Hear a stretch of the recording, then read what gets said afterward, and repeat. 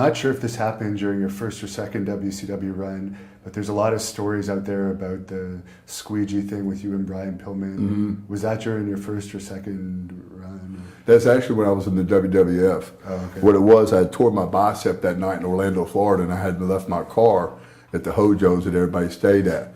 I'm sitting there talking to him, and actually that night, Magnum TA, and they were trying to talk me into coming back to WCW. And I was just telling them how great things were.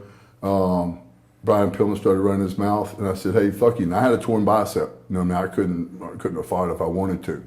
And so I just remember getting my car was dead. A guy was giving me a boost, and Pillman was out there. And it just so happens it was in the floorboard of the passenger seat. And I grabbed it and said, "Hey, motherfucker, you want me to whack you in the fucking head with this?" Of course, he didn't. Yeah. You know what I mean? So it's kind of an exaggerated. Yeah, of course. Thing is this: if Brian Pillman never had anything, you know, if he really wanted to be a tough guy, when I beat him up that time of War Games, legitimately, and sent him through that cage, he had all the reason he could have fought right then. He didn't want to fight. Oh, was that the power bomb thing? Yeah. Was that an accident? No, that was purposely. You basically power bombed him on his head. Well, about sending him through the cage, then his head. Yeah. And this is the reason why. Like he would come, him and everybody, not just him. All the baby faces hated working with me in the Northeast because they got booed.